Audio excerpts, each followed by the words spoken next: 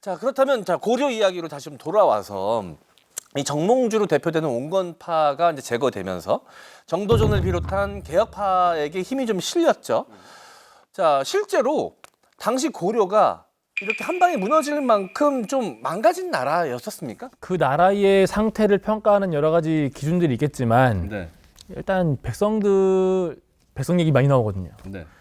세금 체계가 무너지고 네. 뭐 각 지방의 행정 관리나 이런 것들이 전혀 이루어지지 않고 네. 그런 상태였다. 부동산도 잘 정리 안 되고 있었고. 그렇죠. 네. 그런 것들을 봤을 때는 망해도 싸다. 이렇게. 아. 이런 거죠. 부동산 문제가 지금의 부동산 문제가 너무나도 얽혀 있는 게 많잖아요. 그러면 대단히 급진적인 부동산 개혁을 해야 되는 시점이라고 판단하는 사람이 있을 수 있고 네. 점진적으로 이 부동산 문제들을 하나하나씩 뭐 세금, 그다음에 뭐 여러 가지 문제들, 뭐 여러 가지 해법들을 통해 가지고 뭐 이렇게 한번 하나하나씩 실타래를 풀어보자라고 하는 사람이 있을 수 있잖아요. 네. 그것처럼 이 시절에도 마찬가지라는 거예요. 이 모든 문제의 근간이 토지야. 그러면 이 토지라고 하는 걸 바라보는 관점을 아예 180도 다르게 가자. 이러면 위에서부터 다 끊기는 거예요. 쫙. 그게 경작하는 사람들이 땅을 가질 수 있는 세상으로 나아가자인 거거든요.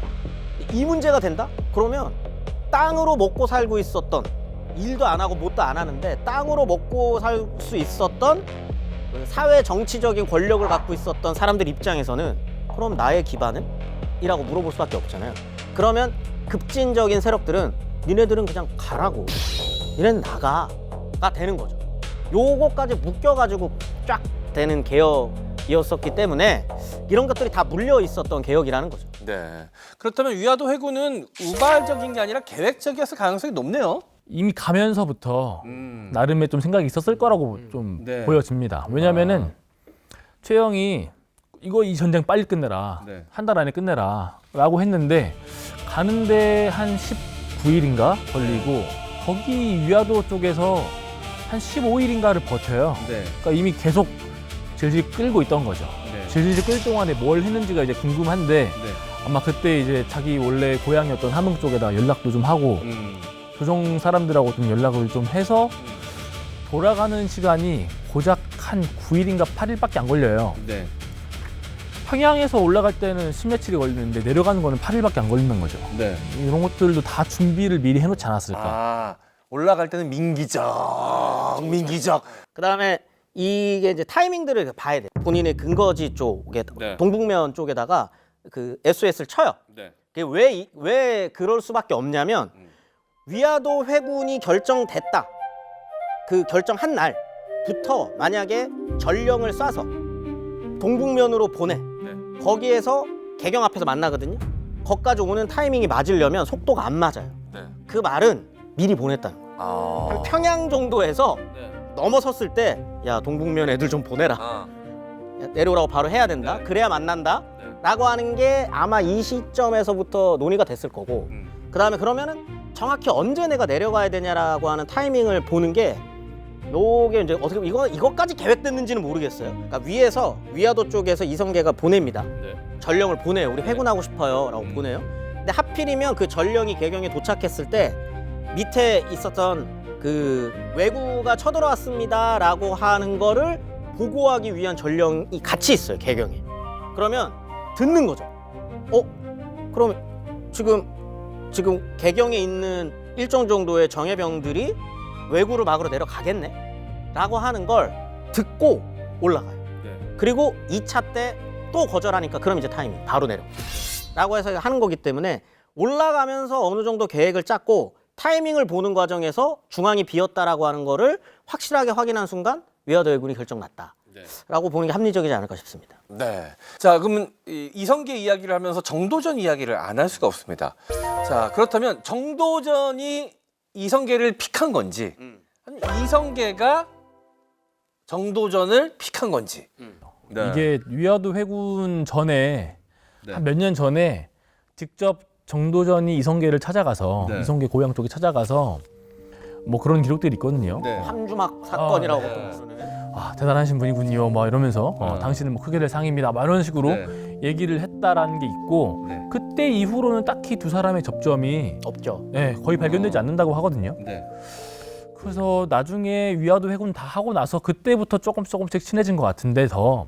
손바닥도 마주쳐야지 박수가 나는 거지. 네. 한 명이 한다고 되겠습니까? 아. 네, 둘이 이게 짝짝꿍이 되려면 일단 기본적으로 둘 다 생각이 있었어야 네. 예, 맞을 수밖에 없는 건데 그 이제 방금 말씀해 주신 그 함주박 사건이라고 불리는 거는 사실 용비어천가라고 하는 데서 나오는 거거든요. 네. 그러니까 이거는 이 사건이 거짓말이었던 건 아닌 것 같은데 네. 아마 그 용비어천가를 만드는 과정에서 극적인 서사가 필요해요. 아.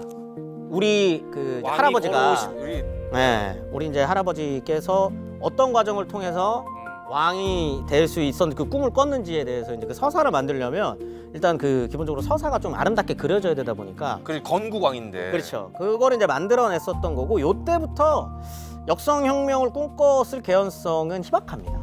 왜냐하면 이런 표현을 좀 쓰면 좀 그럴 수도 있는데 사이드 사이드 디시였다. 약간 그 느낌이기 때문에 왜냐면 네. 일단 정도전도 지방 떠돌면서 과거 시험 치고 싶은 친구들 와가지고 네. 일타 강사 생활 어느 정도 하고 네. 약간 그런 느낌이거든요. 아. 그러면은 뭐 이성계는 뭐 어마어마하냐? 네. 이제 막 개경 중앙에 온 겁니다. 네. 이걸 이해하려면 고려라고 하는 나라의 정치 시스템을 좀 이해할 필요가 있는데 뭐 지금도 마찬가지죠. 서울에 와야 뭔가 중앙에서 어떤 네. 게 딱 있잖아요. 그것처럼 이 시절은 더 심하죠. 네. 개경에 있는 그 귀족들, 네. 개경에 있는 세력들이 고려라고 하는 나라를 쥐락펴락합니다. 그런데 저기 동북면에 네. 개경말도 못 썼을 거예요. 아마 그 드라마 KBS 네. 드라마 정도전 보면 그 이성계 역할을 했었던 유동근 씨가 네. 지금 그 함경도 사투리 막 쓰면서 오시잖아요. 네. 저는 그거 되게 재미있는 극적 효과였다고 생각하거든요. 왜냐면 지금도 뭐 제가 이제 마산 출신인데 제가 만약에 지금 경상도 방언으로 네. 막 이렇게 한다면 지금도 약간 시골 촌사람 이미지가 있어요. 이제 막 개경에 입경해가지고 네. 중앙정계에 발을 붙이기 시작해. 네. 근데 이 친구가 약간 이때 느낌이 캡틴 고려 느낌이거든요. 싸움은 되게 잘해. 그래가지고 막 외구도 못 치고 그다음에 저기 막 위쪽에서 내려오는 애들도 다 막아내고 나 싸움을 되게 잘하는데 오 괜찮은데? 너 최영 옆에 딱 붙어가지고 최영 후배로서 뭔가 좀 강단 있는 모습들도 보여주네? 요런 느낌의 두 사람이 함주막에서 만났다고 해가지고 나라를 뒤집어 봅시다. 그거는 약간 너무 나간 상상인 네. 거라. 그러니까 한 번의 만남으로 그 큰 거사를 모든 걸 계획하고 시작했다라는 것은 사실 좀 무리가 있다는. 무리가 있고 네. 위화도 해군이 성공했을 때쯤에 이제 정도전도 그러면은 내가 좀 생각했었던 바를 이제는 좀 펼쳐볼 수 있지 않을까라고 해서 두 번째 찾아가가지고 슬쩍 갔을 때 이제는 이성계도 없고 그러면은 나도 한번 살짝 그럼 욕심을 한번 내볼까? 이때 이제 손뼉이 좀 맞아 들어가는 그런 측면이 좀 있죠. 그렇다면 이 위화도 해군의 실질적인 기획자는 누구였을까요? 이성계는 아니었을 것 같아요, 제 생각에. 굉장히 무시하시네요.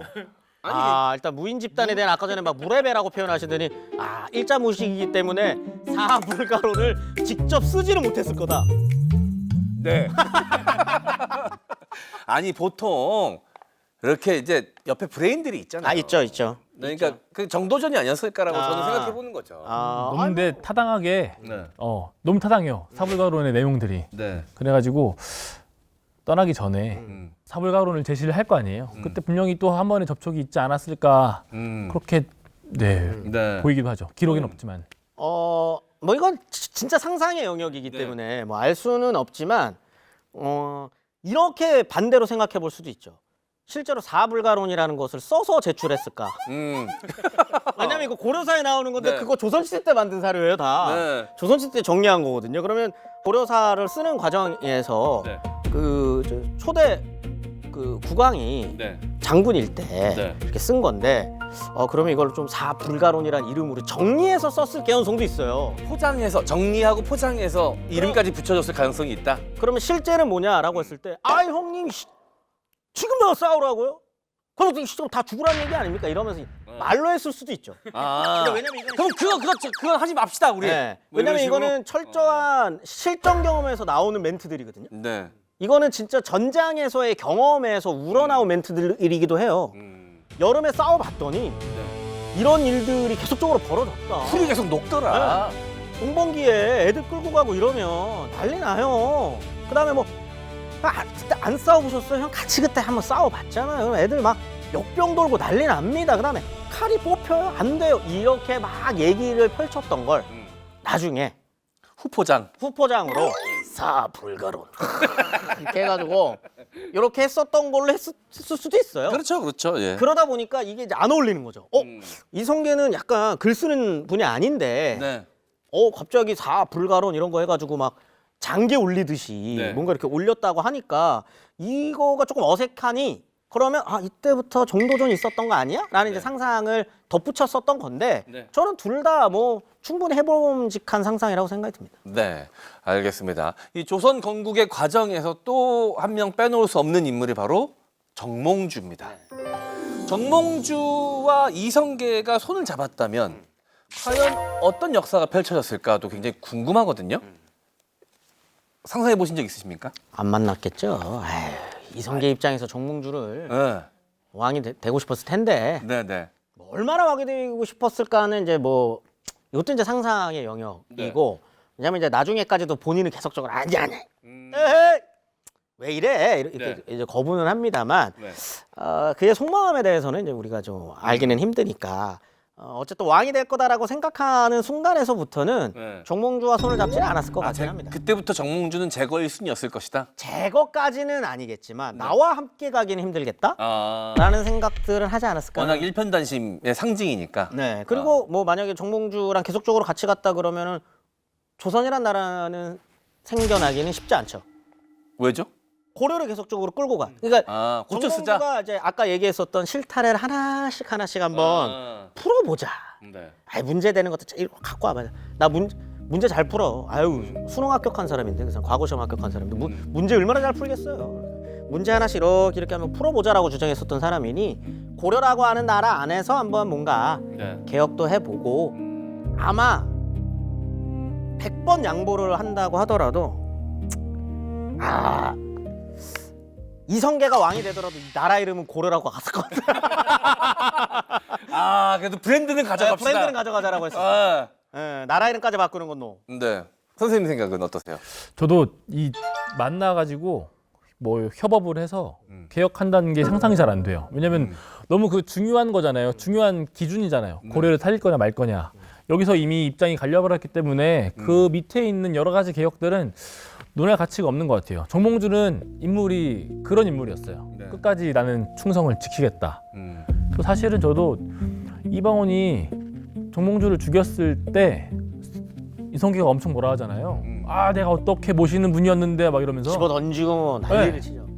저는 근데 그것도 다 뒤에서 나중에 후대 인물들이 포장을 좀 한 것 같아요. 이성계를 더 띄워주려고.